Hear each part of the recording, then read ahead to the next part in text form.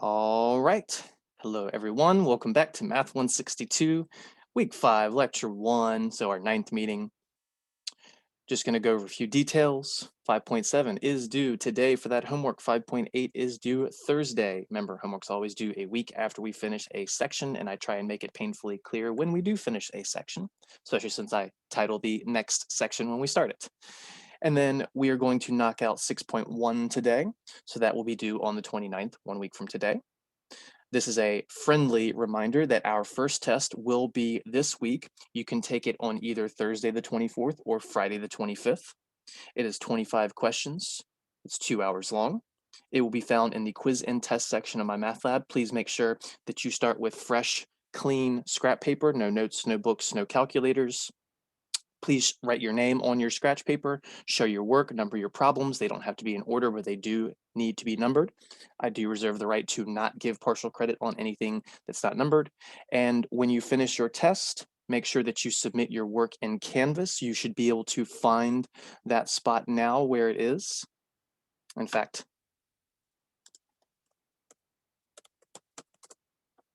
oops, not my math lab. What am I doing? Canvas. My brain just defaulted to that. So let's go to student view. So all you can really see right now is your lecture videos, your Trig formula sheet. You have the TCC stuff. And then down here at the bottom, which I need to move this just a little higher, but it's really not the end of the world, you can find the location to submit your test 1 work here, whether it's pictures or scanned, doesn't matter. Then if you have any problems that you want me to, or you believe you deserve partial credit on, then you email me and say, hey, Mr. Beckner, check out questions 3, 9, 17, and 21.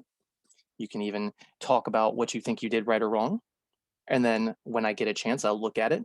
It might be 24 to 48 hours. And then I'll say, oh yeah, you did pretty good on 3. Here's 4 to 5 points, et cetera, et cetera, et cetera.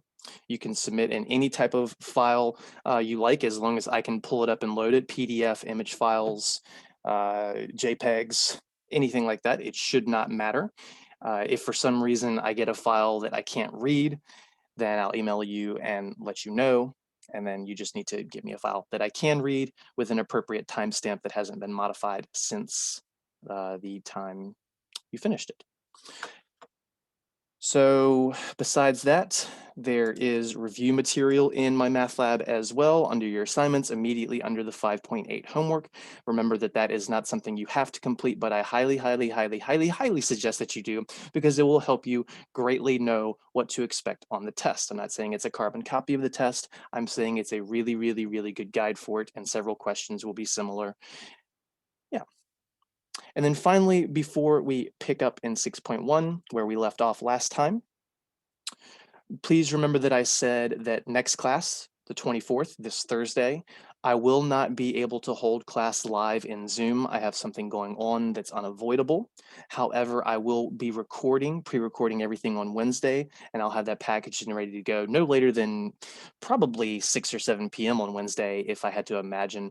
But if you don't see it then, it'll be up by 9 or 10 p.m., 100%. So it'll be like a normal lecture. You'll see a whiteboard. We'll do about an hour and 45 or an hour and 50 minutes worth of material. Then you'll see a whiteboard. You are responsible for watching that. You don't have to watch it on the 24th, just like you don't have to absolutely catch class live. You can always go back and watch the replays for the live classes. So if you wanted to watch class on the 25th or the 26th or the 27th, as long as you do it before the next class so that we're ready to keep on rolling, then that will be fine.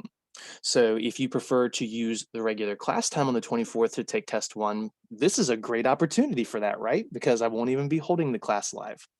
Per usual, if you have any questions, you can email them to me. Since I won't be able to answer your questions live in chat like I usually am, you can just email them to me. If you wanted to give a timestamp to go with that, that would be awesome, but it might not be necessary. It just depends on what the question you're asking is, but it certainly wouldn't help. Okay, so I don't want to waste any more time. Let's go ahead and pick up where we left off in 6.1. If you remember, we had finished a problem. It was D. So we had finished D here, and I had said at the end, well, I had said multiple times before this, that these verifying of trig identities Most of the time, if not all of the time for the ones I assign, there's more than one way to accomplish these goals. Because of the fact that trigonometry is just so meta, it's so self-referencing, it's all in one big circle, pun intended. So yes, we did D this way last time, but now we're going to do it a slightly different way. And sometimes the different way might just be changing the order of the steps we took. Sometimes it's taking drastically different measures, drastically different steps, and then we can still potentially end up at the same answer. And remember that when you're doing these on your own, don't feel discouraged if you ever get stuck. Sometimes you just have to start over or maybe go 1 or 2 steps back and try something different, but you can't stall out. You have to actually try. You can't just stop and stare at these things and expect them to solve themselves. All right. So, and like I said, we're going to do many of these problems today where we'll do it one way, and then I'll show you an alternate way. And in terms of testing, I will never care how you get these done as long as you're methodical, as long as you show your work, as long as you get to the last step where the left side and the right side match, then everything's okay. But you can't say sine squared plus cosine squared equals 1 and then go QED. You'd have to replace the sine squared plus cosine squared to a 1 so that you have 1 equals 1, and then you'll have your QED. And we'll see examples of that more today. You want to see it again? I know you want to see it again. Alternatively,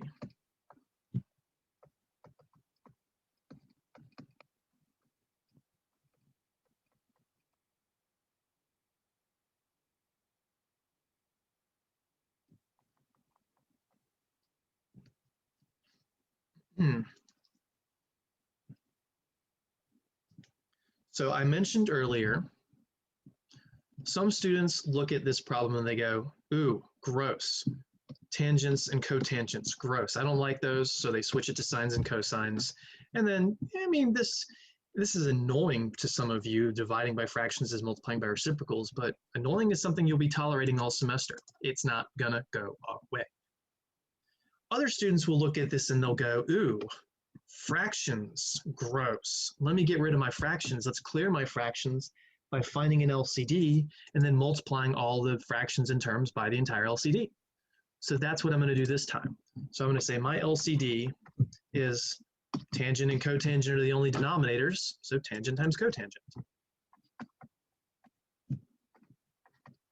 Again, I know my thetas look like 2's. I'm sorry, there's no 2's in here yet, unless they're squares.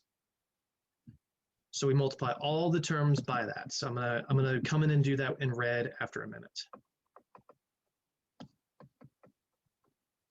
Leave some space. Some space. Some space. Well, I blue for showing the change. So tangent, more space.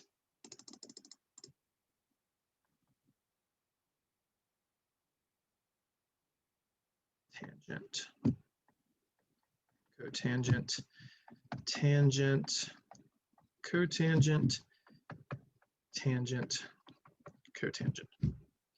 Old school algebra 1 technique for getting rid of fractions and equations. Don't ever forget it. If you forgot it, here's your reminder. Don't forget it again. In equations, to eliminate fractions, you find the LCD and you multiply all terms by it. If it's a fraction, they're going in the top. Why are we doing this? For canceling. Tangents go away from the first one. Cotangents go away from the second one. Nothing happens in the right side though. There's no canceling. We're kind of stuck with it. So this term is sine times cotangent. This term is cosine times tangent.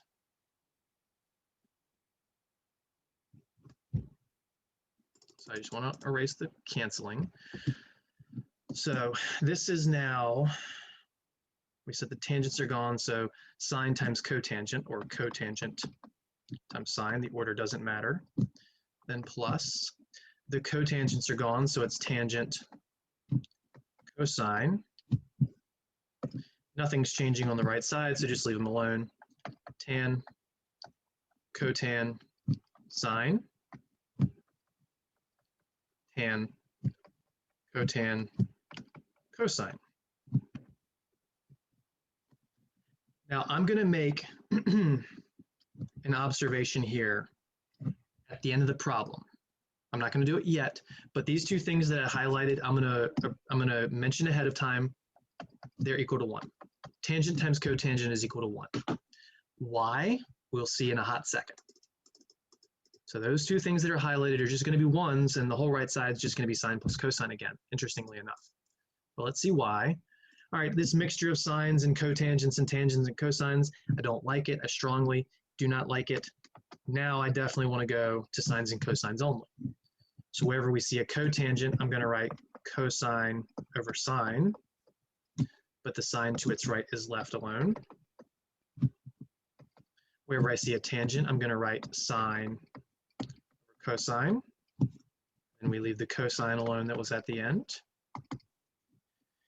Tangents, sine over cosine, cotangents, the opposite, the reciprocal, excuse me, cosine over sine. So sine over cosine for the tangent, cosine over sine for the tangent. But that sine at the end of that one is still there. Same thing for this one. Sine over cosine, and then cosine over sine. Leave the cosine alone at the end. So tangent times cotangent in both instances was equal to this thing. Look at what happens to the highlighted thing when you write everything in sines and cosines. You've got sines in top and bottom, they cancel. You've got cosines top and bottom, they cancel. The sines cancel the sines, the cosines cancel the cosines. Just in that section, that sign didn't have a pair to cancel with. So that whole thing goes away, which means tangent times cotangent is actually equal to 1. So that's a property that you could add to your little list of memorization if you wanted. You could go and then say, hey, I just noticed that whenever I have tangent times cotangent, it goes away. It just leaves me with a 1.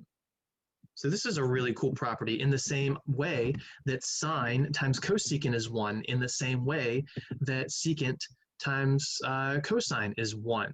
They're reciprocals. Tangent and cotangent are reciprocals, and by definition, reciprocals multiply, cancel. So that just would have saved you some extensive writing if you noticed that. All right, well, what all cancels? Well, we still know all those are gone, all those are gone. The sines cancel here, the cosines cancel here, and that'll leave us with cosine of theta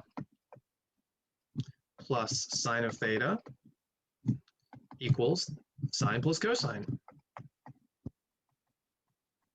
And don't worry about swapping the order, verified. Now, I know that most people are going to think that that second version, this alternate version, was worse. But maybe you just have the mindset that you don't like fractions. When you see fractions in an equation, you want to cancel them, so you might have done this, and it would have led you down this path. And it really was not the end of the world. Okay, so we cleared fractions, then we went to sines and cosines, and then we just simplified. It wasn't awful. Yeah, we could have saved ourselves a little bit of space because, well, right here and here, we could have went to just saying, hey, they cancel each other out. They cancel each other out. So that's just sine and cosine. It just means we would have saved a little writing over there. It wouldn't save us anything on the left side, though. And what I think is absolutely the most interesting aspect of this whole thing is that this LCD is really just a 1. It's a 1, but you don't want to multiply everything by 1 because it wouldn't cancel the things that you needed to cancel here and here. So it's one of those fascinating things where we are dealing with something much simpler than it actually looks, but we can't think about it in the ultra simple way until a little bit later. Otherwise, it screws some things up. 20 minutes left? Okay. Again, if you didn't like that way, we turned everything to sines and cosines first, and then we had some baby arithmetic to remember, and it ended up being pretty simple after that point. But I know a lot of people will stall out at this point, and you can't. That issue is going to come up several more times throughout this course. I know I'm a broken record, but I do that for a reason. All right, so that was it C or D? D. So now we're up to E. Got cosecant squared minus, oops, I forgot my C for some reason. Cosecant of theta times cosine squared of theta is equal to sine of theta. Another case of really, really ugly on one side and really simple on another side. So again, in calculus, maybe you've got this thing and you've got to do calculus on it and you go, I have no idea what to do there. Well, just try some algebraic and trigonometric simplifications, that basically the things we're doing along the way here. And just hopefully by the end you get to be a sine and boom, you can do your calculus. Maybe you're taking its derivative and then the answer is cosine. Maybe you're integrating it and the answer would be negative cosine, oddly enough. Don't worry about what I just said. That's not trig stuff, that's calculus. So maybe you say, ooh, I don't like these. I want to turn everything into sines and cosines. That would be a solid approach. Maybe I'll take that as an alternate approach for the first step later. But for now, I want to focus on something a little different. This term and this term have something in common. Again, the whole term is including the cosine squared, but I've underlined what they have in common. They have a common factor. And I mentioned in those instructions earlier, and this is something we haven't done yet, which is why I want to focus on it, that factoring can quite often be helpful for this stuff. Whether it's easy factoring like a GCF, or maybe a difference of squares, or some trinomial thing like grouping, or trial and error, or box method, whatever you understand and know, because I'm not here to teach factoring. So there is a GCF here, and that GCF is cosecant of theta. You can't say cosecant squared because while this one has 2, I circled the wrong thing. This does not. So you can only take one of them away. So in blue, I'm going to write the cosecant of theta. That's our GCF. Then we open a parentheses and we divide each term by what we're dividing out. Don't overthink this. Just because these have multiple letters, it does not affect the factoring at all. Think about if you had this to the side. If I had a squared minus ab squared, I would take out an a, and that would leave me with a minus b squared, because you take away an a from each of the terms. That's the exact same thing as what's happening over here. It's just a is cosecant and b is cosine. So cosecant squared, taking away one of them, leaves us with one of them. Not the 2 I was looking at, sorry. Then minus, taking this cosecant away, it's the only one, so we don't have it, but we still have the cosine squared. If you don't trust this, distribute it, you'll get the original line. But obviously, don't redistribute it, because we did that for a reason. That would be just be to check yourself. All right, right side's too simple, we gotta leave it alone. So we got cosecant times cosecant minus cosine squared. What did I write wrong here? I have an error. When I was looking at this problem, this 2 was, I was looking at the 2 on the cosine. It wasn't supposed to be there. I apologize. I need to erase this bit right here. This was not supposed to be there. All right, so please, everyone, please pay attention to what I'm about to change. That's just supposed to be a cosecant, not a cosecant squared. Sorry for that. Which means factoring it from the first term will change it. So there was only a single cosecant squared, which I've taken, which means there's nothing left there as a factor, but we can't put 0 there and we don't leave it blank. It's 1. So again, please note that I changed this from cosecant squared to cosecant, which changes this inside the parentheses. Again, I apologize for that. If I don't make that change, this won't be a verifiable identity. This is what happens when your vision sucks and you talk and write and think all at once. All right, so hopefully we've got those changes now. Okay, well, I see a 1 minus cosine squared. So in my brain, whenever I see that, I go, ooh, Pythagorean's a good idea. I also see a cosecant, so in my brain I'm going, ooh, changing the sines and cosines would be a good idea. And again, I could have still done that in the original line. I could have changed the cosecants to 1 over sines. That wouldn't have been wrong. So what do you think? Sines and cosine change first or Pythagorean? I tend to leave Pythagorean for later. So let's change into sines and cosines, which means we're only going to fix up this thing. Cosecant is 1 over sine. So this will be what just happened. What's going on? 1 over sine of theta. Then the things that haven't changed at the inside, which is 1 minus cosine squared of theta equals sine of theta. Now, some people might say, all right, we'll distribute the 1 over sine, and that's fine. Some people might say, well, hey, I got a fractional equation. Let me multiply both sides by sine, so they'll cancel on the left, and you have a sine squared on the right, and that's fine. But the thing I'm going to focus on is Pythagorean.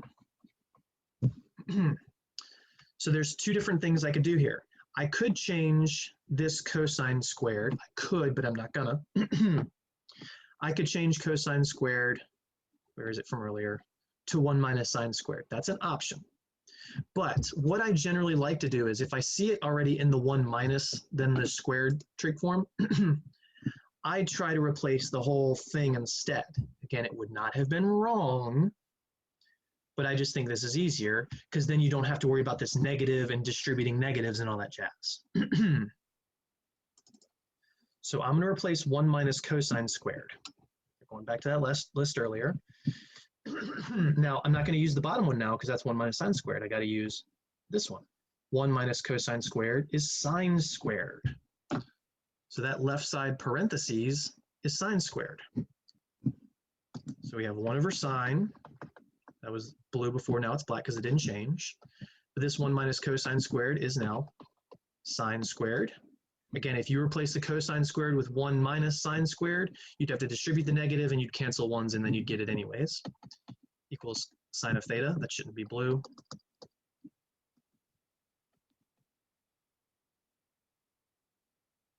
And then you can just simplify on the left side, reduce, however you want to say that. And you'll end up with, you get one of the signs canceling, so that's now a sine of the first power in the top.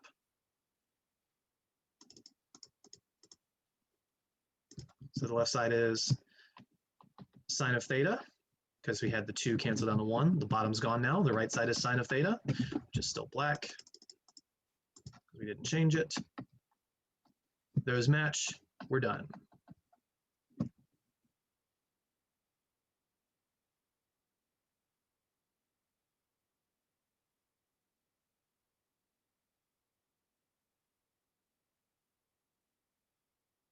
An alternate form of this one. Gonna go a little quicker. Cosecant, see, I'm trying to do that square again.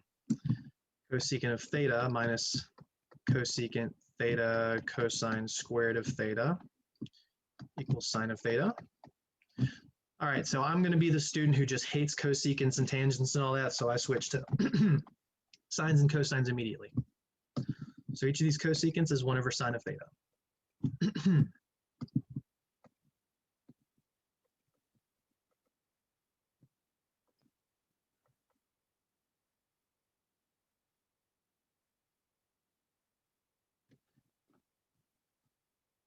Now, the left side, you've got a couple options. These are 2 separate fractions with a common LCD, so you could combine them. Or you could say, hey, I've got denominators and fractions, and I hate fractions, strong word, but many students hate them. So maybe you do your LCD, and you eliminate the fractions. So you go sine of theta, sine of theta, sine of theta. So the red's me showing the LCD. That was 1 over sine of theta for the first term. This was 1 over sine of theta cosine squared for the second, and then sine for the third. Then you get to cancel. Sines are gone, sines are gone.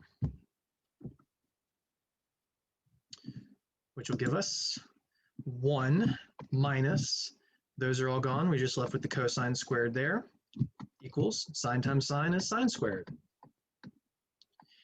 And we've already seen this several times already. You could add cosine squared to the other side, and then you see the direct Pythagorean identity after you change the right side. Or you can just change one of the sides, but either way, ultimately you'll have to use Pythagorean. Again, my personal favorite is to make the more complicated side simpler. 1 minus cosine squared is sine squared. I'm not changing the right side the way I've done this. And we're done.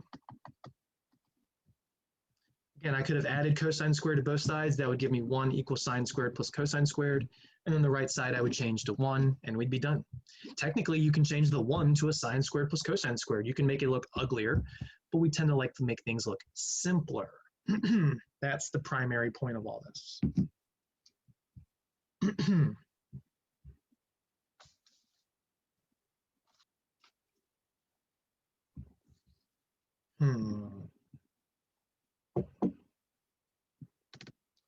All right.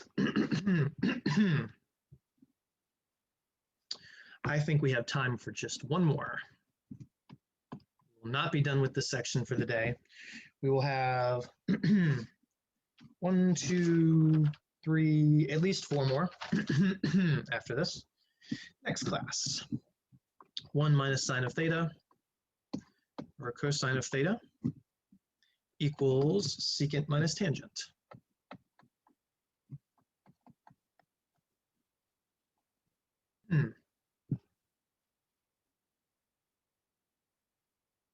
Can't cross multiply this because it's not fraction equal to fraction. You could say, hey, there's an LCD of cosine and multiply the left and right side by cosine. And that would be a great method. I'm going to do something we haven't done yet, though, just again to show you that different things can work. Let's split. This was one of the instruction ideas, very beginning, that if you got a fraction, maybe you just like splitting fractions. Or if you have multiple fractions, maybe you like combining fractions. Those 2 steps can work. Sometimes they're good ideas, sometimes they might complicate things. All right, so that means I'm going to change the left side to 1 over cosine of theta minus sine of theta over cosine of theta. I'm not going to mess with the right side yet. Maybe you said, hey, I'm going to change everything to sines and cosines first. Then your right side would have changed and your left side wouldn't have changed. It's up to you. This requires good algebra skills and good memorization of your trig properties. Now, again, I could clear the fractions if I really wanted to, but I'm going to turn everything into sines and cosines, which means the secant changes to 1 over cosine, the tangent changes to sine over cosine. So the left side I'm not messing with yet. And you might say, well, hold on, Mr. Beckner, I recognize that this is secant and this is tangent. Couldn't I change those? Yeah, absolutely you could. The list I gave you were things that work generally, but not the end all be all. If you really want to change things to secants and cosecants and tangents and cotangents, be my guest. But you're definitely the odd person out. So secant is 1 over cosine. And minus tangent is sine over cosine.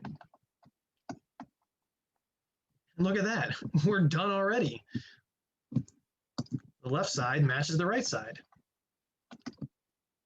That's not a question mark, that's an exclamation mark.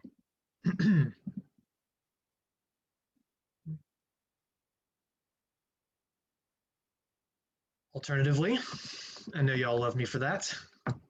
Love's a strong word, I'm sure. 1 minus sine over cosine, secant minus tangent. Maybe you went ahead and did the sines and cosines first.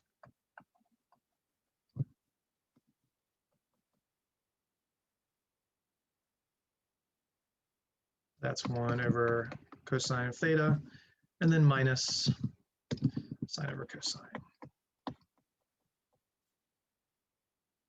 And then you say, well, hey, I've got an equation, I can get rid of the fractions. With the LCD, the only denominator we see is cosine of theta.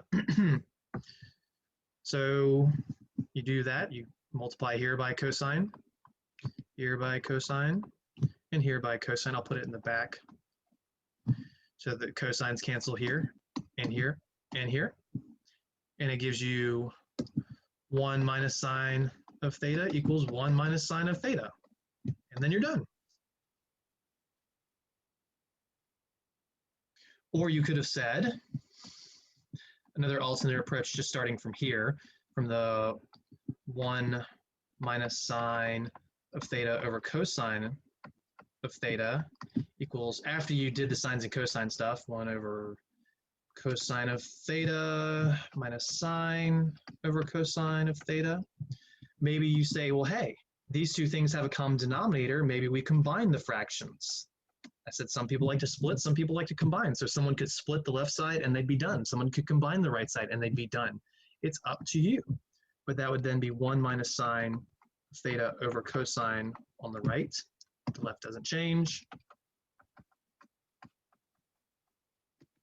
You're done. See, that's why I said these things are options. They're not end all be all. They're things that help you. One student might split the left side and they're done. One student might combine the right side and they're done.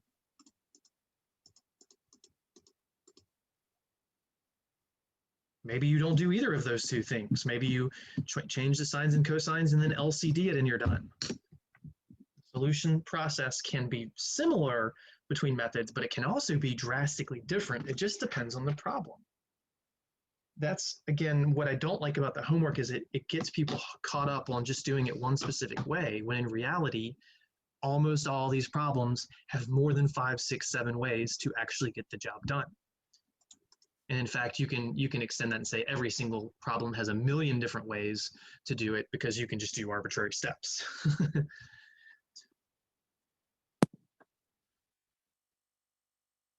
All right, just give me a second while we get the next part loaded.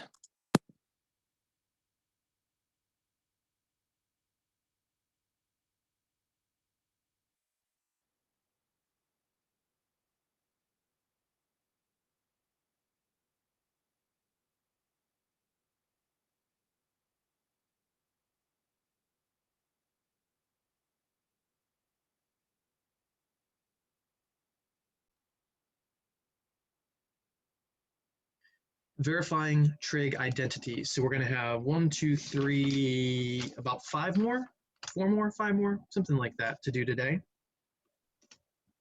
And then we can get into the next section finally. So remember, trig identities are equations that you must make the left and right side match. You will do this by using various trig properties seen over in the last chapter.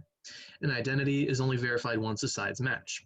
And I've said for the next test, it's possible I'll do an explicit paper or pencil, maybe just like 1 question or 2 question with these, because I think that the homework problems, which would look like the test problems, kind of push you a little bit too much in the right direction. You should have to do this from scratch, like I'm doing in the lecture, and understand that while the homework problems push you through one particular way, there's dozens of ways to do almost any problem.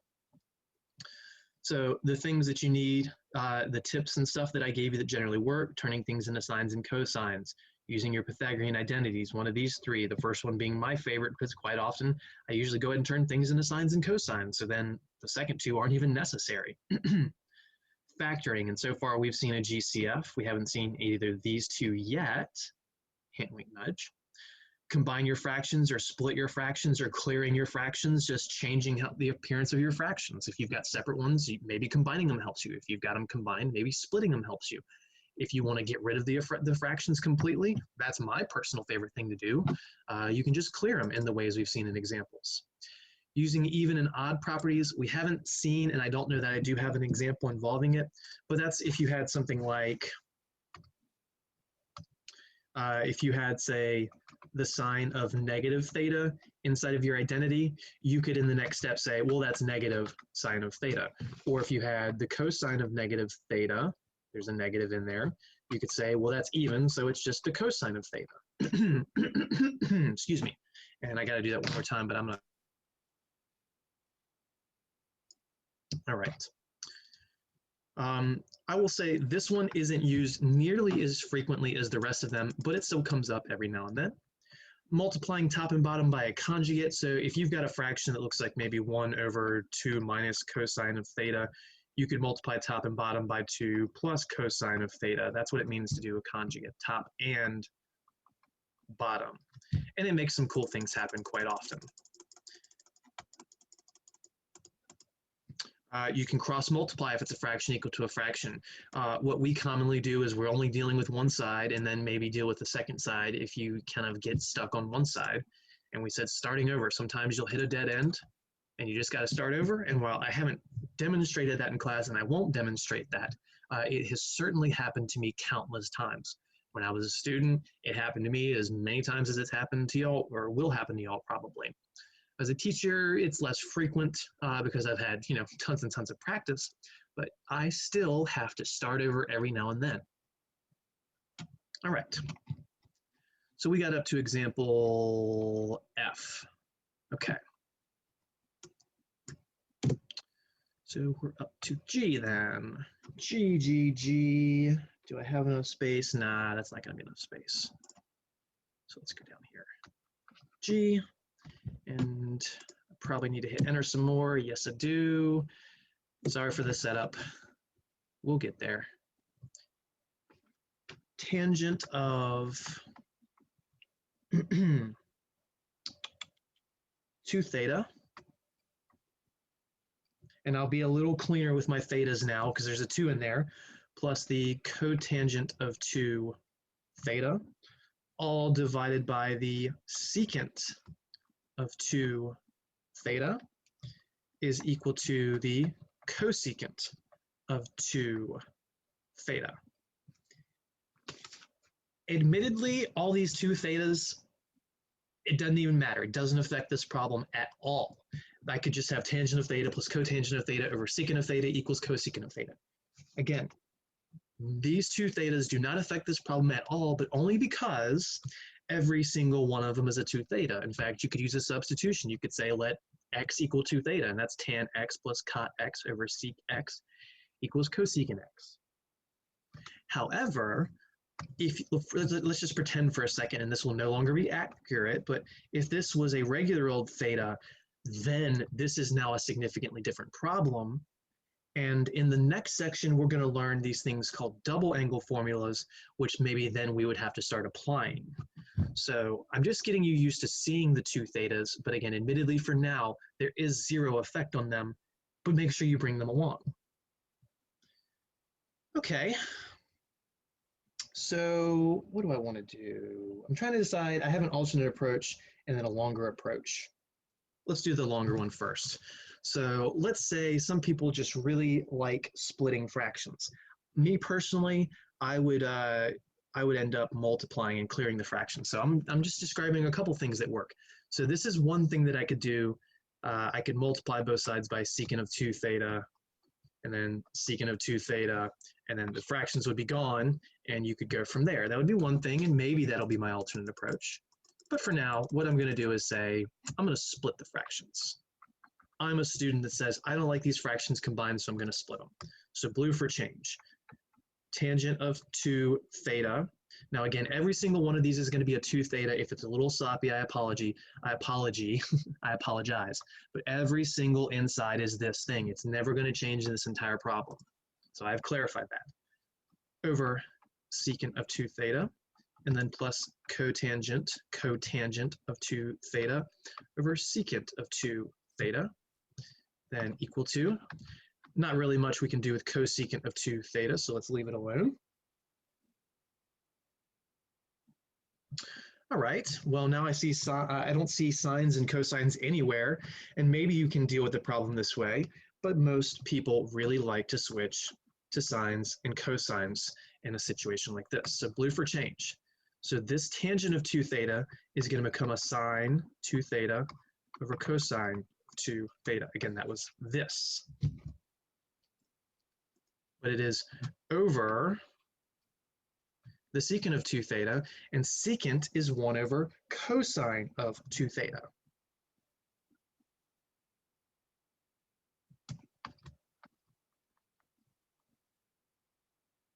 Then the plus sign, which didn't change, so black. I guess the fraction bar didn't change either. That fraction bar was this one, but I want to leave it that way. Cotangent is the reciprocal of tan, so cosine over sine. So cosine of 2 theta over sine of 2 theta, then all over, so this fraction bar originally is this one. Now that secant of 2 theta is still 1 over cosine. And then we have that equal to cosecant of 2 theta. Now you see this, these fractions inside of other fractions, and maybe it makes your brain hurt a little bit, but when you have a fraction divided by a fraction, that's just multiplying by the reciprocal. I think I have that note written earlier, don't I? I don't want to write it again. Yes, I do. Whenever you have a fraction divided by a fraction, you can change it to the old school division look, and then ultimately getting you to, you change the division to multiplication and flip the bottom. So whatever's in the bottom here is going to get flipped, and then you'll change everything to a multiplication. So take the middle step if you have to. If you don't have to, then you don't have to. It's up to you how many steps you show. So this will be sine of 2 theta over cosine of 2 theta, which this part technically isn't changing. So I'll go to black. And then I'm going to switch this to times. So this big giant division bar is now the times. And then this part that was in the bottom is going to flip. So instead of 1 over cosine, it's cosine over 1. Then we'll do the same thing for the second fraction. So again, the top doesn't change. Cosine 2 theta over sine 2 theta. But now this division by the bottom becomes a multiplication by the reciprocal. Like so. And then that will be equal to the right-hand side. Equals is always black. Cosecant of 2 theta. Now check this out. You got a fraction multiplication with common things top and bottom, so they cancel. You got a fraction multiplication with common things top and bottom, right? Did I write something wrong? No, I didn't. There we go. We're good. I got confused. I confused myself for a second because I was thinking both would have a cancellation, but they don't, and there's nothing wrong with that.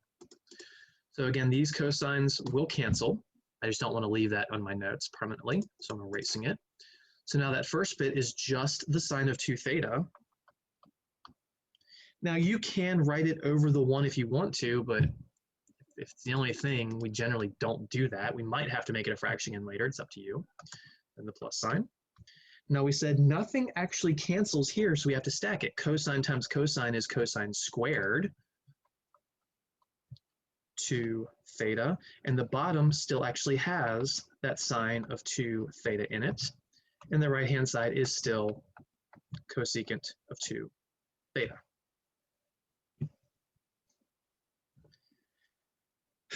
Well, I'm not seeing anything off the top of my head, but I am seeing fractions still. So when you still see fractions, you go, one student might say, I want to clear the fractions, and that student would say the only LCD factor is this, so they multiply all 3 bits by it. And another student might say, well, first I split the fractions and I feel like I'm at a dead end, so maybe now if I combine them with sines and cosines, maybe that would help. That would be fine. It would be perfectly fine. And in fact, because in the alternate example, I am going to do the LCD and clear them, I don't want to use that method here. So I'm going to pretend like I'm the student that forgets you can just get rid of fractions and equations. So they'll say, all right, I want to combine the left side by getting an LCD, which the only denominator is the sine of 2 theta. So you'll multiply this one top and bottom, and again, I'll erase this in a second. Sine of 2 theta, sine of 2 theta, so that you'll get an LCD. So I'm going to stick with the fractions. Not all students remember that you can get rid of them.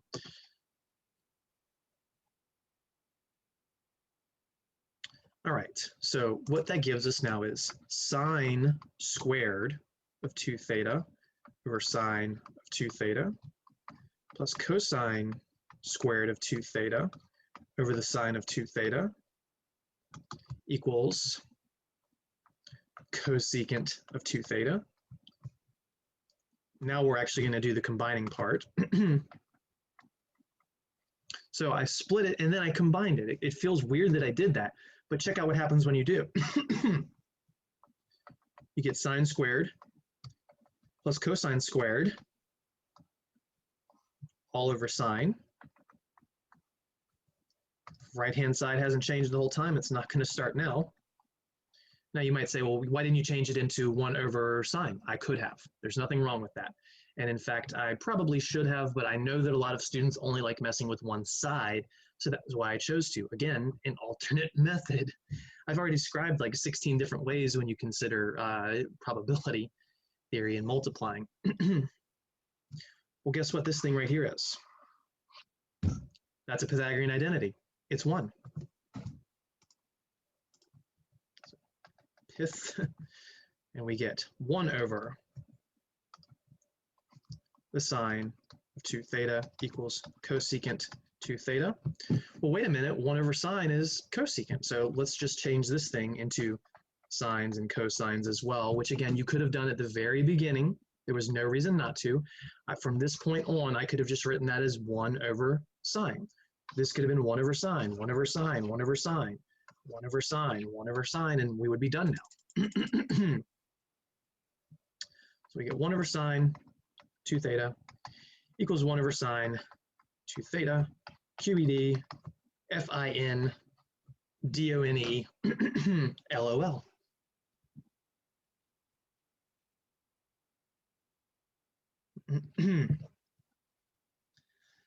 So that wasn't a short problem. It required a decent amount of algebra and arithmetic, as well as knowledge of calculus, trigonometry. I don't know why I just said calculus, pardon my French there. We turned things into sines and cosines. Admittedly, the splitting of this fraction here, admittedly, you didn't have to do that, but I know that some people would have tried it, which is why I'm trying to do things in ways I wouldn't necessarily do them in the effort to say, hey, there isn't just one method. Then we turned everything into sines and cosines. And again, I didn't actually do it on the right-hand side because I said we're just going to deal with the left-hand side until the end, kind of going with that idea of only working with one side and then eventually both. But you certainly could have made that right-hand side the 1 over sine initially. Then we handled our division of fractions. Then we reduced what we could. Then we got an LCD, which we said here when we got our LCD, we could have instead just multiplied everything by sine of 2 theta. And you pretty much would have been done at that point because sine times cosecant cancel because they're reciprocals. If you don't recognize that, then you change the cosecant to 1 over sine and you definitely see the canceling. Either way, ultimately, you get down to here. So the alternate version of this, I'm going to write a little, let me just zoom in actually. That gives me more space in theory. Where's my problem? Where's my problem? Tan 2 theta plus cotangent of 2 theta over secant of 2 theta equals cosecant of 2 theta. What some people might have said is, all right, well, go ahead and multiply by your LCD, which is secant of 2 theta. So you do that on the left, you do that on the right.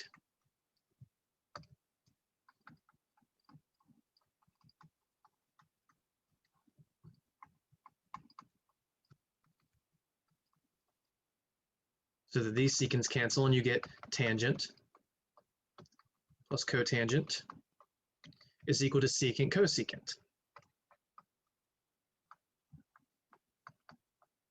Then what I would do is turn everything into sines and cosines, which would give us sine over cosine plus cosine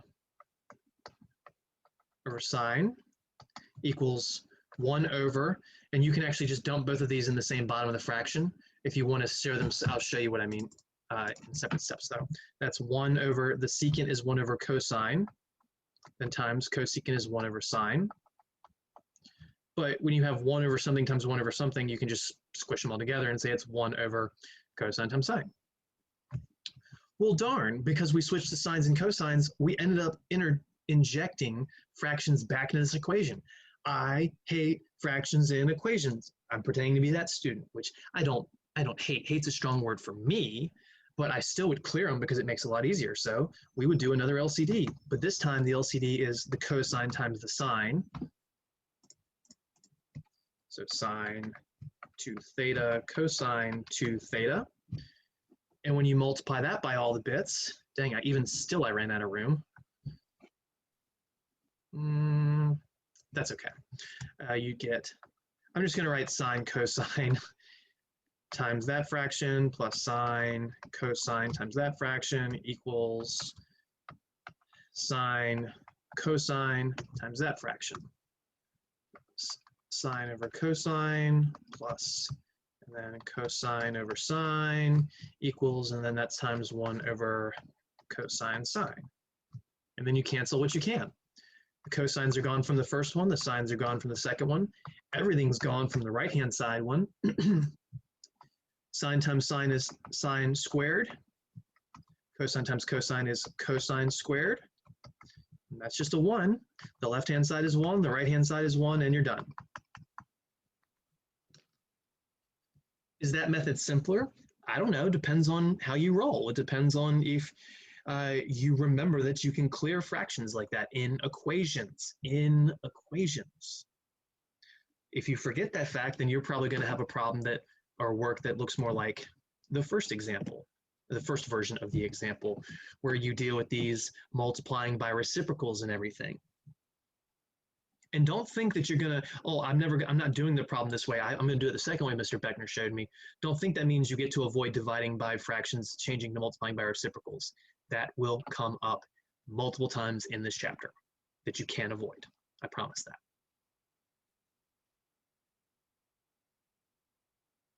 Again, do I actually care how you get these things done ultimately? No. The point when you get to calculus would be to see this ridiculously ugly left-hand side and go, I might be able to break this down. I might be able to simplify it. Let's try this. Let's try that. Let's try this. Let's try that. And then at the end of the day, you figure out, yeah, I can. And the whole thing's just 1 over sine, which I could make cosecant if I wanted to. And at that point, you can then apply a pretty simple formula, which calculus is just formulas. But what people mess up in calculus is remembering all the algebra and pre-calc 1 and pre-calc 2 that is necessary for the in-between of the formulas. Calculus is easy. It's the algebra that's hard in calculus. All right, now that we have just done that one to death. Sorry, I couldn't find my problem. Sine of x, we're going to switch to x's now, just for fun, over cosine of x plus 1. I know my definition of fun is sick and twisted. Plus cosine of x minus 1 all over sine of x equals 0. Now, admittedly, this is a problem where doing that multiply top and bottom by conjugates could actually help you. It could get you to the answer. I'm not going to do it that way, and I'm going to stop doing alternate approaches because it just gets ridiculously time-consuming. So again, that one could actually help you finish this problem. Another person might say, well, why don't I move one of these to the other side? Then I've got fraction equal to a fraction, and I can cross multiply. That would also be a good step. That would be a good process as well. So that would be a second alternate method. What I'm going to do is I'm going to say, I see fractions. I do not like fractions in equations, so I'm going to find my LCD, which is just the product of those two things, sine of x times cosine of x plus 1, and then I'm going to multiply all the top bits by it to clear fractions. So we go sine of x times cosine of x plus 1 times that first fraction, then plus, give myself enough room, times the second one, and then on the right-hand side, times the 0. So times sine x over cosine x plus 1 times cosine of x minus 1 over sine of x. And I'm leaving an error in here temporarily while you catch up and write.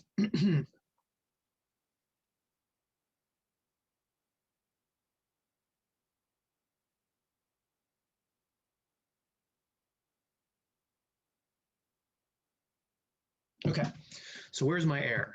It's right here. I have a product times something with multiple terms, not in a parentheses. So make sure you wrap it. And then what do? We cancel. Cosine x plus 1 is going to go away from the first fraction. Sine of x is going to go away from the second fraction. And anything times 0 just all is going to go away from the right-hand side. Again, I don't want to leave the slashing in the notes permanently. So now what we have is, again, the cosine x plus 1 canceled there, so that's just sine times sine, which is sine squared, then our plus. We canceled the signs here, which leaves us with the pair of parentheses being multiplied, cosine plus 1, cosine minus 1. I'm not going to try and do too many steps at once, so I'll leave it like that for now. But we will be ultimately, foiling that out. Next step, and then equals 0. Because anything times 0 is 0. So let's FOIL that right-hand side, not right-hand side, FOIL the pair of parentheses here. Cosine, we'll leave the sine alone, so that's sine squared, plus FOIL f, cosine times cosine is cosine squared. The outer, the cosine times the negative 1 is a negative cosine x. The inner, the 1 times the positive cosine x is a plus cosine x. Then the last, 1 times negative 1 is negative 1. And then we still have our equals 0. Combine like terms. Negative cosine plus cosine, they're going to cancel. Just like every single solitary time in math, when you multiply conjugates in a plus b times an a minus b, the outer and the inner always cancel. That's also the reason why that whole multiplying top and bottom by conjugates here, that would have been a little more work, but it still does ultimately get us there for very similar reasons. So again, these are opposites and cancel. So all we have left is the sine squared plus the cosine squared. Then these cancel, then there's the minus 1 equals 0. Now you might say, ooh, this will be Pythagorean if we move the 1 over, and you certainly can move the 1 over, but you don't have to. Because if you move the 1 over, you still have to change the sine squared plus cosine squared to 1 to actually be done. So instead of moving it, I'm just going to say, use Pythagorean on the sine squared plus the cosine squared. So again, this right here is just positive 1. So that's a 1, but we have a minus 1 after it, which is 0. And we're done. Yay. Remember, it never matters what the left and right sides are at the end as long as they match. That's all you have to do.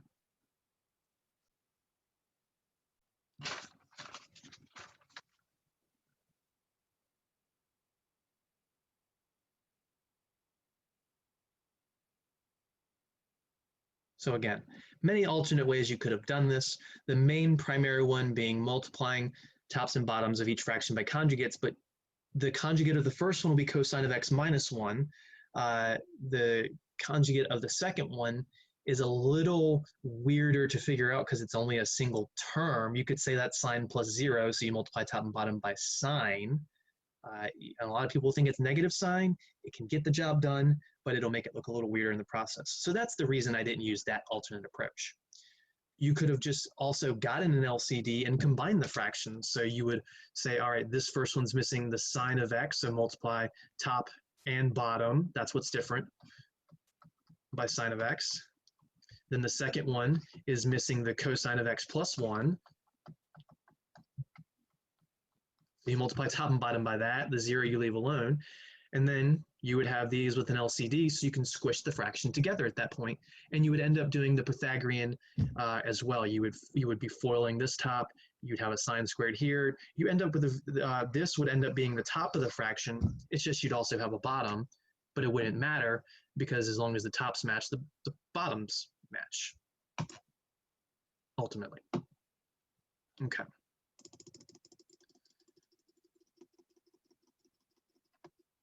I think this was the most efficient way to have done this. So I talked through some alternate methods, just didn't fully show them. Next to last one, I promise. Sine to the fourth of theta minus cosine to the fourth of theta equals 1 minus 2 times cosine squared of theta.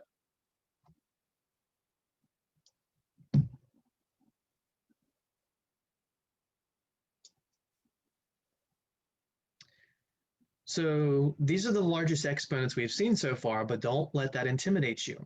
You learned how to factor things with bigger exponents back in Pre-Calc 1 and Algebra 2 or wherever you learned your factoring. If you didn't learn factoring, I'm terrified for you. I don't know how you got to trig, and I know I've said that before.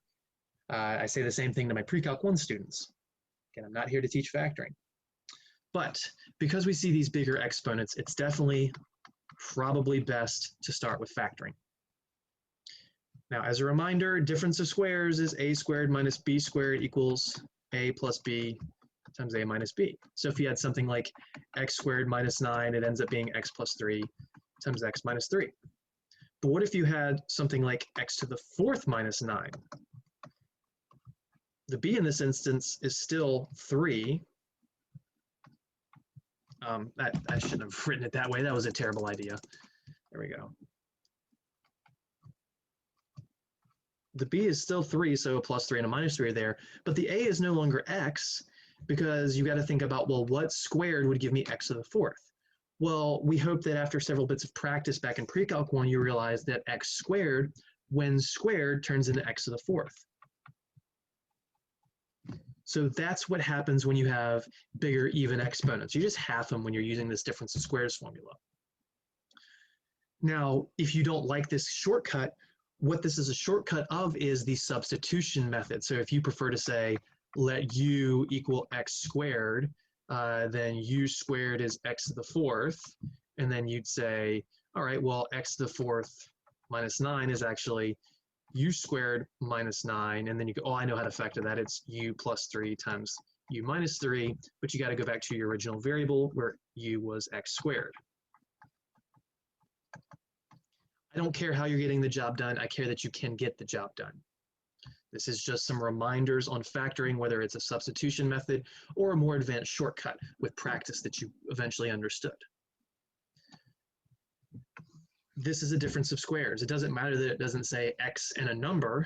It's something squared minus something squared. So if you're thinking about what the a and the b are, they're going to be a sine and a cosine. But not just sine and cosine, because these are 4s. They're sine squared and cosine squared.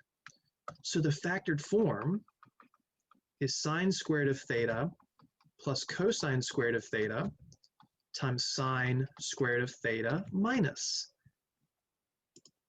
cosine squared of theta.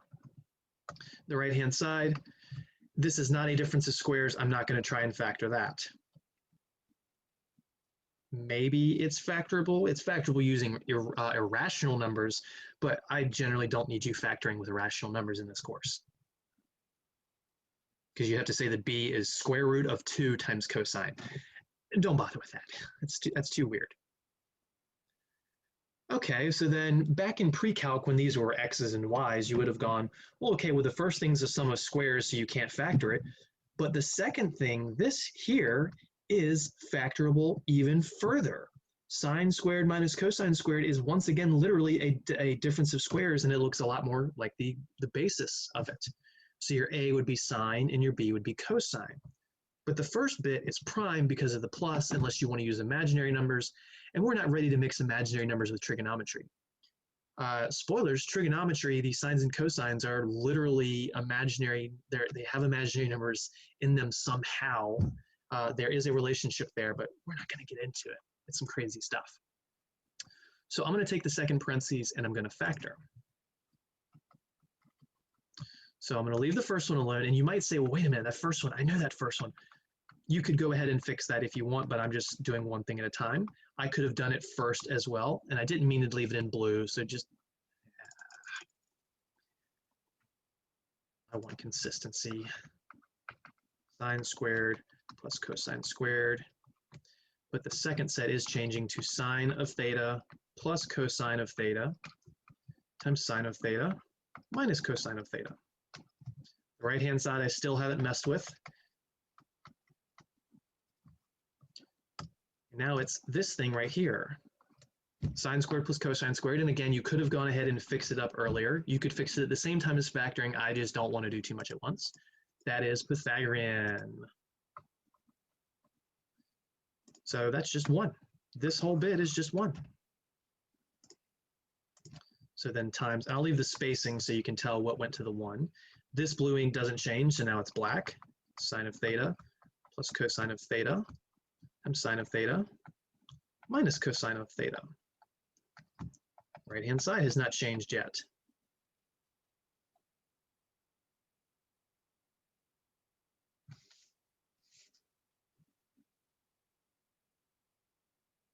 Now, we didn't really need to write the 1 times part. I mean, I liked to show that this turned into the 1, but ultimately in the next line, you're not going to see the 1 part anymore.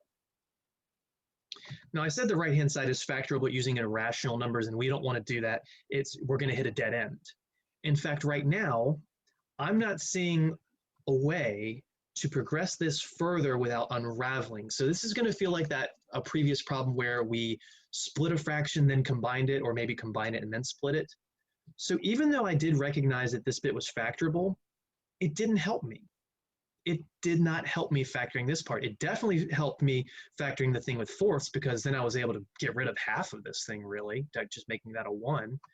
But this pair of parentheses multiplying, I don't really see a way that I can progress without just refoiling it out. So you might say, well, that was mean, Mr. Beckner. Why didn't you just tell me to leave this? Because guess what? When you're doing it on your own, you might see that and think, oh, let's factor it. You just factored earlier, so why not factor again?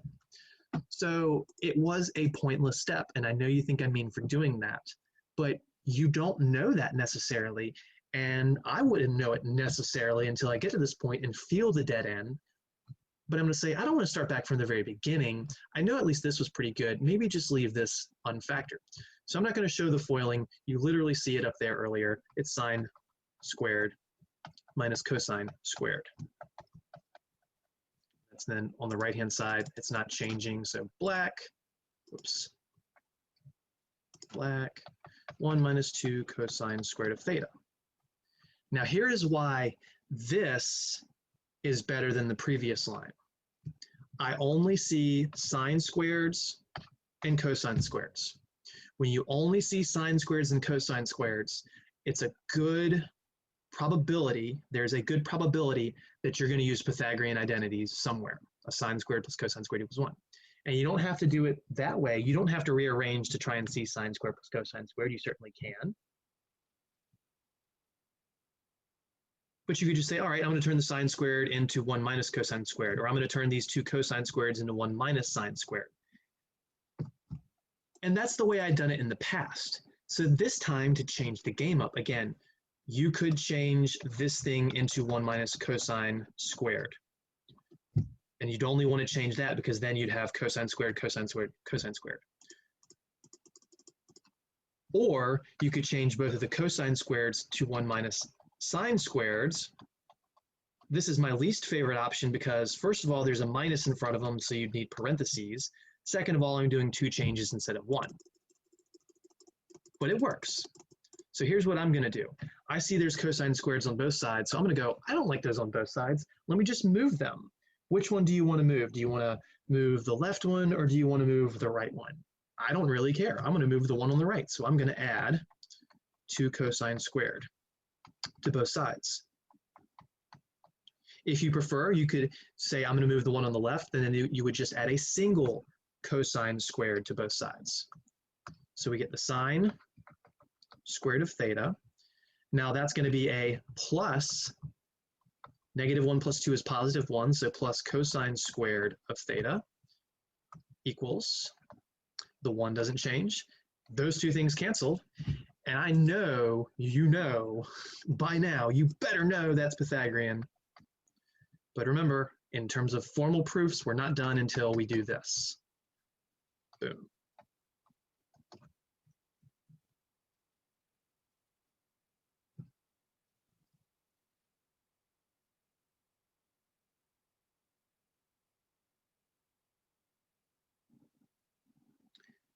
There is a significant amount of variance in these types of problems, but that list of things to try I gave you is pretty much all inclusive on, if you try these things, eventually you'll get there as long as you learn your trigonometry, as long as your algebra skills aren't super rusty, as long as you learned the proper algebra before you got here and didn't forget it.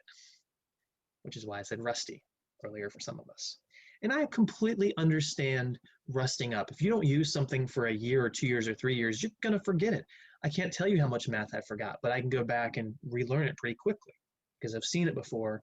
It's just a matter of scraping off that rust on the brain. I haven't done math from grad school in over a decade, and I don't remember 99% of it at this point. But if I had to, for some reason I was going to start teaching grad school, I could go back and relearn it probably over a month or two, because that's way, way, way complicated. All right, let's stop derailing. J, last one for the section, which I know you're ready for. Now, I need to warn you though, this is not the last verify an identity though, because in the next couple of sections, we're going to learn more properties of trigonometric functions, like these double angles and half angles and a few other things. And what that allows us to do is to have these verifying identities where we would need to use those as well. Also, when we get to solving equations, not just verifying them, finding out, well, all right, what angle makes this true? Because we can have equations where it's only certain angles that make it true. It's not that just the left side and the right side are identical, but under a cloak. So we'll need all of those properties there as well. All right, last one. Sine squared of theta times 1 plus cotangent squared of theta equals 1. All right, now some students might say, I don't like dealing with cotangent, so I'm going to make that cosine squared over sine squared. That'd be perfectly fine. And after you do that, you would need to distribute, and then you would have a Pythagorean identity to use. However, that's kind of going with the same way I've been doing things over and over and over. So at this point, I just want to try something a little different. I want to see if we can recognize what this is, this 1 plus cotangent squared. That is one of the Pythagorean identities. Scrolling, scrolling, scrolling. This would probably be quicker. Oh, that was weird. I pulled my mouse up and it went down. What is happening? 1 plus cotangent squared. There's a Pythagorean identity. It's cosecant squared. Now again, if you don't have this one memorized off the tip of your brain, I guess, then that's when you go, let's make the cotangent cosines over sines, then distribute that thing in the front, and then you'd see your Pythagorean pop up. But if you remember these three or are really quickly able to produce them, then it will actually save you some time. So that highlighted bit is actually a Pythagorean identity. We said that 1 plus cot squared is cosecant squared. So we'll leave the sine squared alone.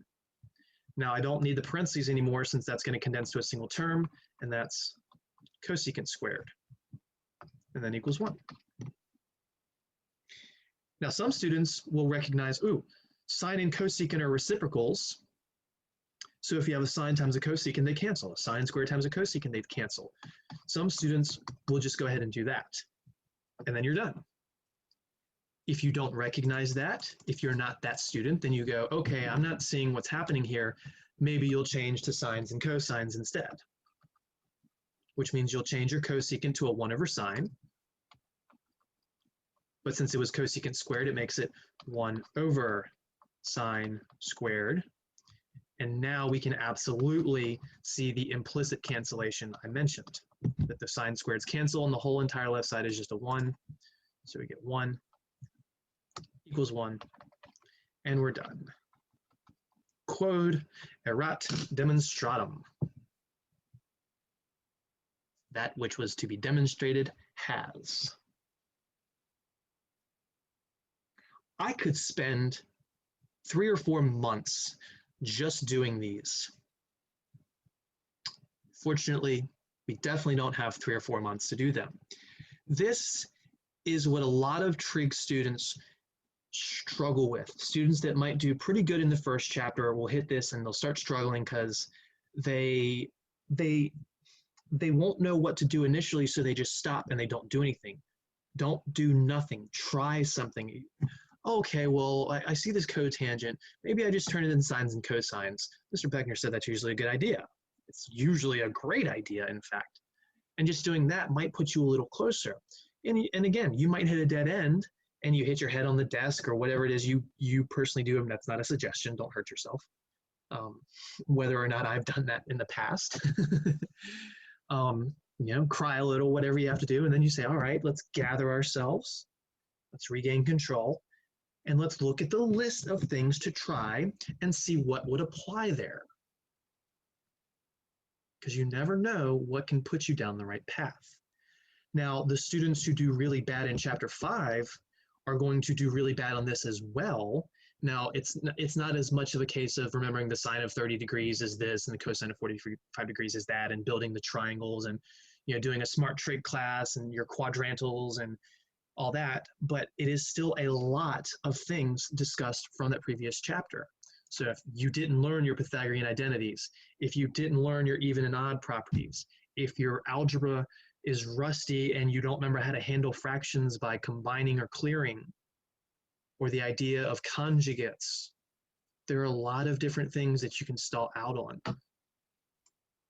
And that's why this is a trig teacher's, honestly, one of their favorite types of problems, because it wraps so many different things into a nice, gift wrap package. Now, obviously on a test, I'm not going to give you 20 of these. These are kind of in the same regard as the making a graph, which I promised you'd only see like 2 on the test, which I kept my promise. You would only see 2, 3, maybe 4 of these on a test. And if it was 4, several of them would be very short. We've seen short ones like J and A and B, I want to say. We've also seen some really long ones. If I was going to give you a really long one that there's no way to make it short, even with tricks, unless it's a trick I don't see, I'd only give you one that's going to take you a solid amount of effort, say like I or H, or in particular G. But I can still give you one like that. All right, so that will close out 6.1. Waiting, there we go. So let's do a new document. Let's close the old one, and this will be 6.2. Getting pretty good at not saying the wrong sections because of my notes from the various texts I've had. I have 8.2 originally, then that's crossed out, and then 7.4 was the second phase, and that's crossed out. Now we're at 6.2. That's just from us changing books and editions, which is quite frustrating, especially when, quite honestly, when we change from the previous edition to the current edition of this textbook, there's almost no difference except they reordered the chapters and sections. I might have seen 1 or 2 examples in the book that are different, but there's no new material. It's just a way of making money. The sum and difference formulas. Trig. All right, so let's do left align, enter a bunch, get some space so we don't goof up later. Okay. The sum and difference formulas. And there are going to be times in this course where I give you a formula and then we prove it. There's going to be other times where I give you a formula and I say, just take the leap of faith with me, just trust me, they are true. Generally speaking, you can go to your textbook and find the proofs of them, and it might make your brain hurt a little bit, which is why I skip them. Or you can go to the internet and find them. But it's generally just, if I don't do a proof of a formula moving forward, it's because it's extremely time consuming. So we're just going to use these 4 formulas that I'm also going to condense into 2 formulas. We're going to just take this as the gospel. We're going to trust me. We're going to take the leap of faith. And yeah. All right. So without further ado, our formulas, which in a horribly mean trig class, you would have to memorize when you're in calculus. They don't, most calculus teachers don't give you cheat sheets and formula sheets, so you still have to have them memorized then. I did, half a decade of math, and I was never allowed to forget pretty much any formula from trig, pretty much any formula from calculus. All right, cosine of, now I'm going to introduce 2 new Greek letters. They are alpha, which kind of looks like a certain fish, and then beta, which looks like a B with an extended bottom. The back of the B kind of looks like it's dropped down. So this is alpha, this is beta, and no, this has nothing to do with Walking Dead. And I'm going to go ahead and give you the third one, gamma. So this is like our ABCs. So gamma looks like that fish, but we have it facing down. It looks like a fancy Y, kind of. So that's gamma. And I don't know why I didn't capitalize that A, not that it matters at all, but there for consistency. ABC, alpha, beta, gamma. Your homeworks quite often will just use upper and lower case letters to distinguish between a side length and an angle. But this is the classic approach. I honestly wish the textbook didn't do it that way, and my math lab didn't do it that way. I wish they used alpha, beta, and gamma more, because when you get into calculus, that's probably what you're going to be using over and over and over and over and over and over. All right, so again, this is like saying the cosine of x plus y. That's all this is. Don't let the funny Greek letters confuse you. Cosine of x plus y. That's all that says. All right, so this formula is cosine of alpha, or x, times the cosine of beta, which we're calling our y, then a minus symbol, and then the sine of alpha times the sine. Let me write that a little more space accurate, times the sine of beta. There's no 2's in here anywhere. There are no 2's anywhere. There are no 2's anywhere. My alphas consistently look like 2's. It's really hard for me to make that alpha look proper. That's a better image of the alpha, but I've just got this horrible habit that I have tried to correct. It always ends up swinging a little bit more. It's not that exaggerated, but it is a little exaggerated. So again, there are no 2's in this.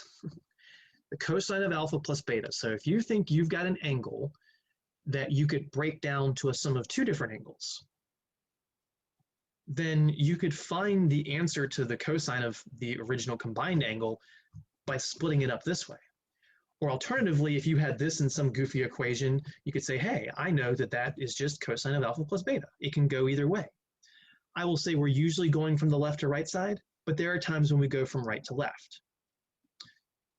All right, next formula. Cosine of alpha minus beta. Again, let me just fix my spacing a little bit. There we go. So this is going to look almost identical. In fact, I'm going to write all the identical pieces out of the gate. So cosine, cosine, and then sine, sine.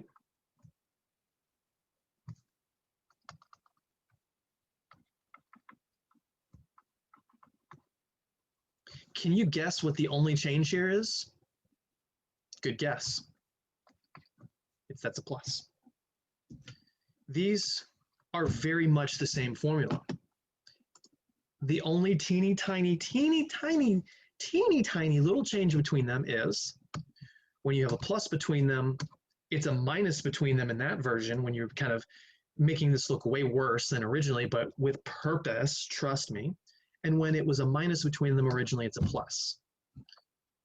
So if you had me for pre-calc 1 or developmental math, when I go over the sum and difference of cubes formulas for factoring, they're two formulas, but I always write them as one ultimately. So here's the combined version I'll do in blue. The cosine of alpha plus or minus beta. So this plus or minus is not the plus or minus from a quadratic formula that's saying both things happen. This is an either or scenario, kind of like when we were talking about reference angles in different quadrants, that we'd say the cosine of 240 degrees is the same as the cosine of 60 degrees, but with a plus or minus. All right, so it's equals cosine alpha, cosine beta, then the other part is sine alpha, sine beta, and then the symbol that goes here, you might think is going to be the same thing. You might think it's going to be plus or minus, but the problem is the plus case here dealt with the minus here and vice versa. So you actually use a minus plus symbol. Again, these have nothing to do with saying both things are happening. It's a one or the other. So if you originally have a plus, then you pick the minus. Or if you originally have a minus, then you pick the plus. But this is an awesome way to condense these two formulas together because it feels like less memorization. So if you have a sum or difference of cosine angles, it's cosine, cosine, sine, sine. The cool thing about this one is it actually doesn't matter the order you write the alpha and the beta because a product The order doesn't matter. Same thing here. You can actually write the second one first for these. Notice I said for these, and it won't mess anything up. It's just you got to remember plus leads to minus or a minus leads to plus. Okay, so the next pair of formulas we have, so this was the combined version, is the sine formula. Oh, yes, black. So the sine of a first angle plus a second angle. So these don't go paired together, cosines and sines. They're actually paired in opposites. It goes sine, cosine, cosine, sine. It goes sine of alpha, cosine of beta. Now this one, the SIGNs, the pluses or minuses, they actually correlate directly. This one goes plus, and then it goes cosine of alpha, sine of beta.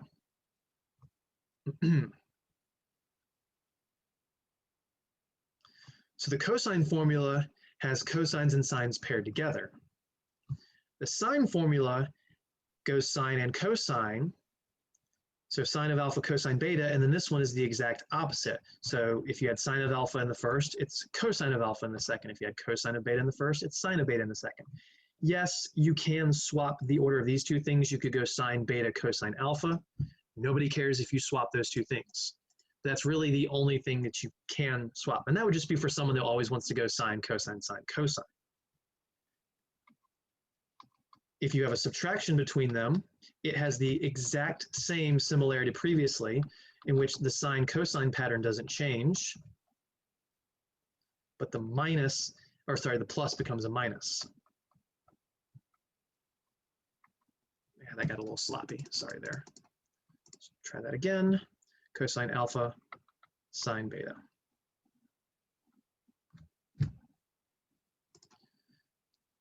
So the sine pattern is sine, cosine, cosine, sine if you keep the alphas and betas ordered. So if you just want to write a condensed version of this, sine of alpha plus or minus beta, again, no twos, is equal to, it always goes sine, cosine, and then cosine, sine if you're keeping the alphas and betas ordered. Plus led to plus, minus led to minus, so this stays a plus minus.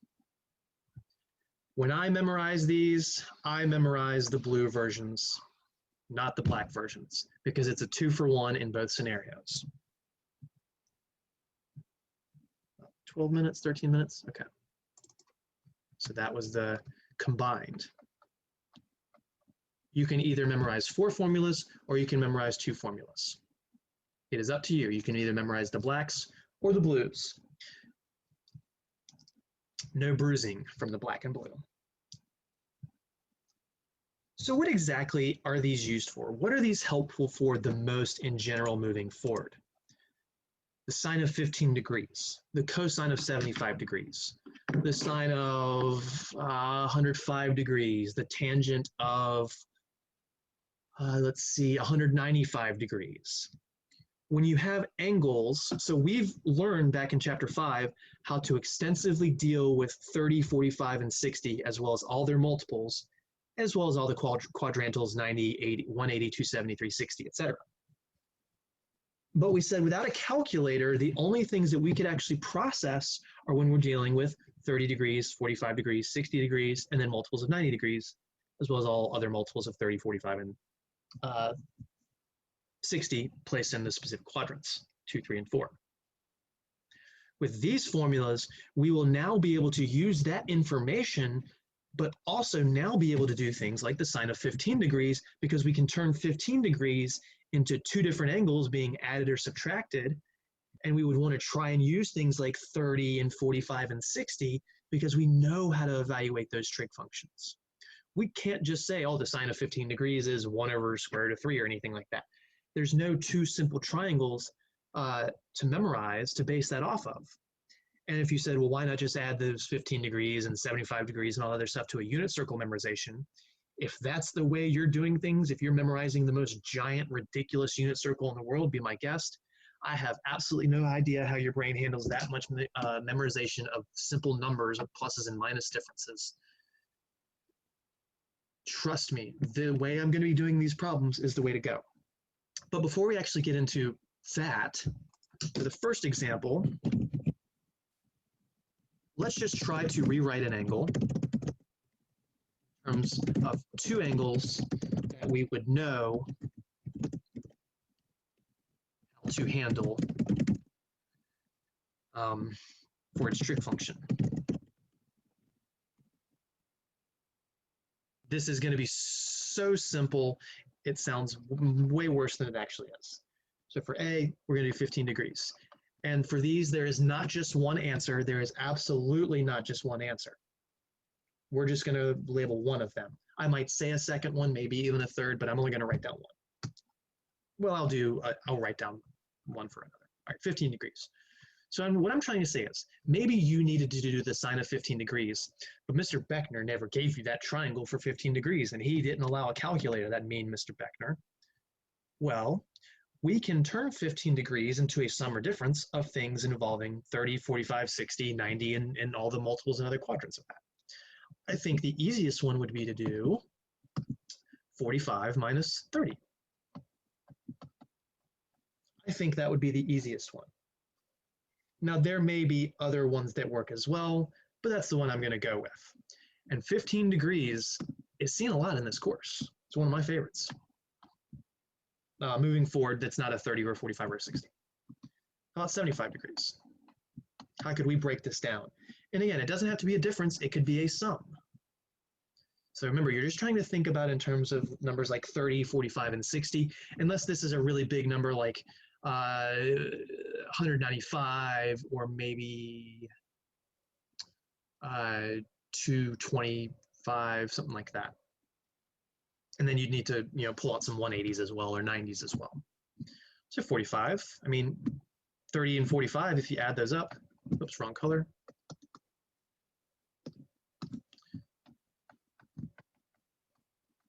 You get 75, so that's the answer.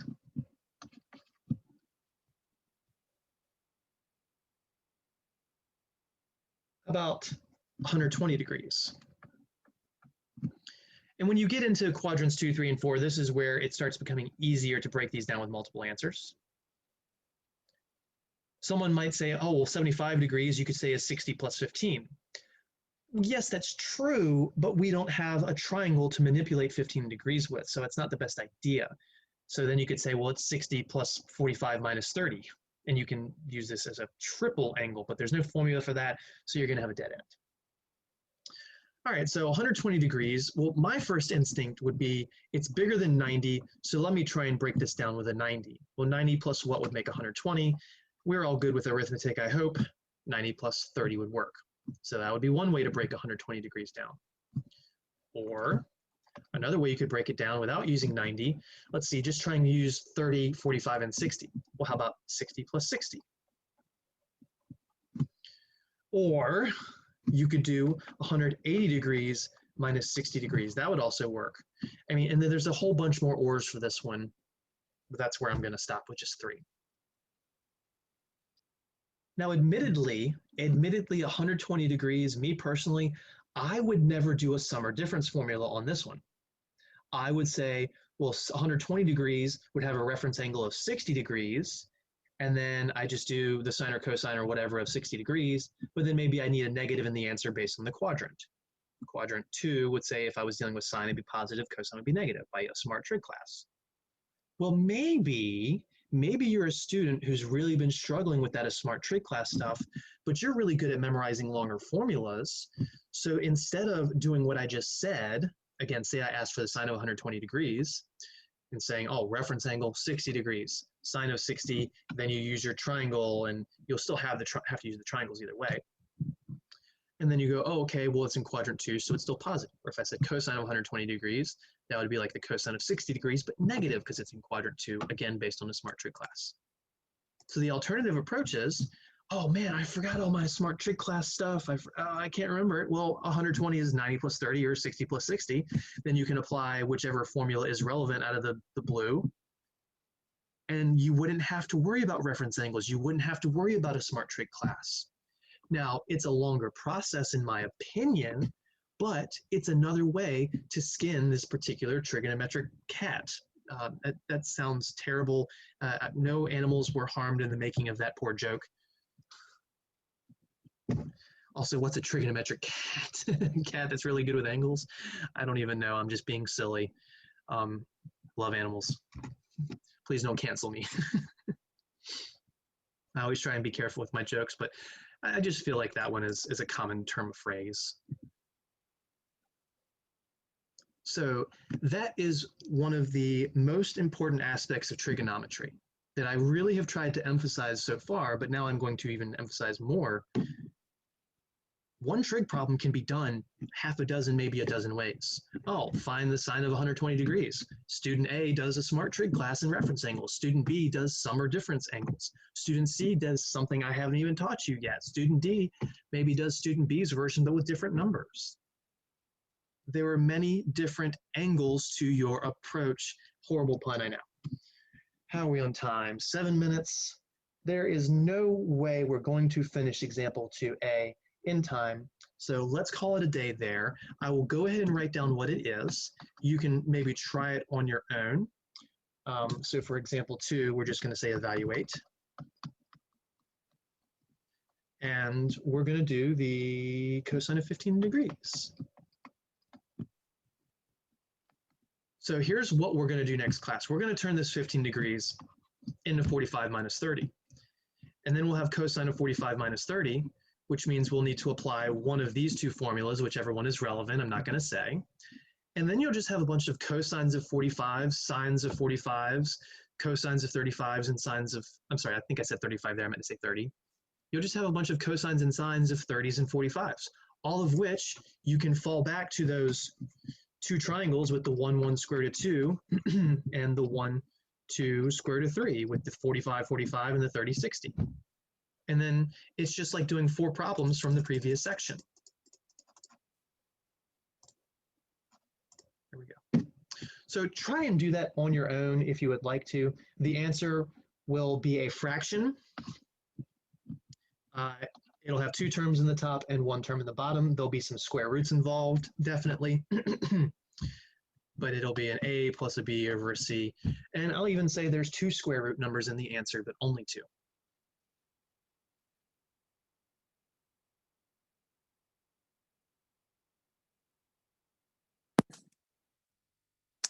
All right, so we're going to go ahead and call it a day there. I wasn't sure if I was going to be able to finish that problem or not. I think I would have had time, but sometimes the intros go a little longer and I didn't want to be pressed. And as you know, sometimes my first class causes me to run over and be a little late. So I've been trying to plan for that accordingly ahead of time. So occasionally it just means we get out a few minutes earlier than I would have anticipated, but still pretty good on time. We've got a good pace. We're going to finish, as long as we keep this pace up, we'll finish everything. But please remember 5.7 is due tonight. 5.8 is going to be due Thursday night. 6.1 we finished today, so that'll be due in a week. 6.2, I'm not sure off the top of my head. We might finish that. Yes. I was doing my planning yesterday. I've got my other class in my head at the same time. But yes, we should finish 6.2 next class, which would put that due date a week from Thursday as well, which is what, the 1st of July? Yeah. But most importantly, our test, which we've talked about several times. Hopefully there shouldn't be any surprises. Remember, you will see that pop up in the quiz and test section of my math lab only the 2 days that it's available. You will not see it before then, and I should already have that set up properly, so there shouldn't be any technical hiccups, but the review is available now, and you can look in Canvas and see where you'll submit your work. Please make sure when you submit your work, it is the correct file. Double and triple check yourself, because you can only submit things once, and I can't delete submissions with Canvas to give you another attempt. It's kind of a weird, wacky system. Canvas is pretty good, except for like that one thing. And I've definitely had those headaches with students before where someone submitted a file wrong and then just email it to me or something like that. Or I think you can submit it as a comment in the original Canvas submission, but you would need to email me and let me know because the comments don't show up automatically. Weird, I know. All right, so with all of that stuff said, hopefully we had fun, quote fun, dealing with these identities, and then moving forward, we're just going to pick up a few more formulas that we'll use sporadically throughout this semester. so we can figure out things involving 15 degrees and 105 degrees instead of just 30s and 45s. But besides that, have a good one. While I will not see you Thursday, everything will be prepped. It'll be in YouTube. If you have any questions that entire time, just shoot me an email. And like I said, if you feel it's necessary, maybe give a little timestamp like, hey, it was around the 15-minute mark in case I need a push in the right direction if you're asking super specific questions. But yeah, have a good week. Have a good weekend. Well, I'll see you again on Tuesday, but there'll still be class Thursday and you'll take your test Thursday and Friday. Take care, everybody. Good luck.